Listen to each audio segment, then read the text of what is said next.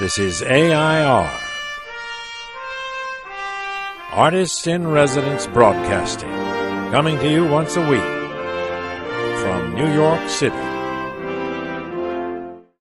Hello, I'm John Cullum. Are you John Cullum? I'm John Cullum, and this is... Are you in a John Cullum mood? I'm in a John Cullum mood. What's a John Cullum mood? It's something that would please Emily Frankel. Well, John Cullum in a John Cullum mood is a fixer of things, and a teacher, and a reader, and an intellect. Oh, my God. The one in the family who works like a writer and researches and all that stuff. Me, I'm kind of a dum-dum. And John is like a studious intellectual. That's what you are, a studious intellectual. Anyway, I want John to tell... I saw you whispering something. I want you to tell the audience, as if they were young actors, how to learn lines. What's the best way to learn a part?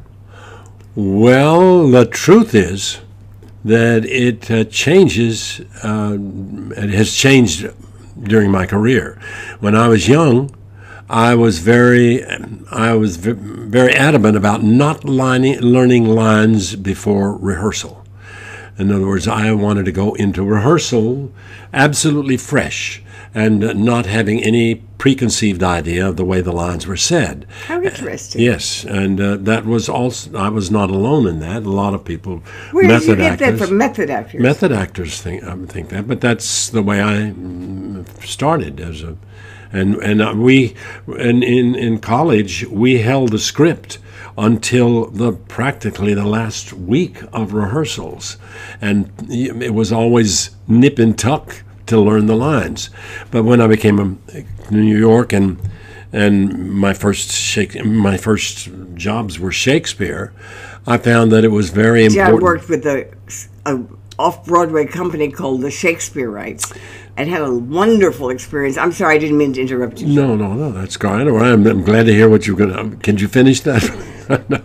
No, but I found that when doing Shakespeare, it was a good idea to study the lines and figure out what they meant and look up all the references. That's right, and see what they were in other forms of the play, other translations, yes. Other adaptations. So, and then when I started thinking of doing larger parts in Shakespeare, even though I wasn't doing them, although I was the understudy to a lot of large parts, I would have to memorize the parts on my own.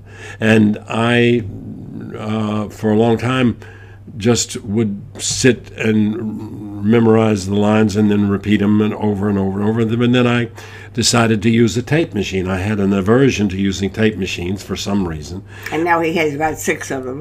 And I found it was very convenient because you can read into the tape recorder or recite into the tape recorder, and you can see exactly what your mistakes are. And then as I got older, and had a little more trouble not learning lines but retaining the lines, I found that I had to go over the lines every night before I went on to the show. You still do that? I do that now.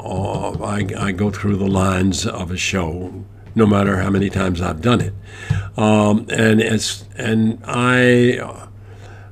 I found that when you have trouble learning lines, you need to figure out exactly what you think those lines mean, not only to the character but to you as a person, and also as the character, what they mean to him, so that if you get in trouble and you can't think of exactly the right word, you will think of an appropriate synonym or even a long expression that will be the same as the one that you can't think of. And if you know what the character is thinking, you'll come up with it. Now, I have found also some people, when they get older, simply repeat the lines 20 or 30 times over and over and over, before several performance? times. No, when they're learning the lines. Just repetition. Yes, without trying to learn the meaning or intention of the lines. But what's your favorite? What would you suggest to a young actor? Get the meaning of the lines and use a tape recorder so that you can learn them precisely. Okay, John. Well, we think that you've said that very thoroughly and explained that. Yeah, Thank maybe you very too much. Thank you, John. I repeated it too much. You're welcome, ma'am. See you next week, okay? This is AI.R. See you next week.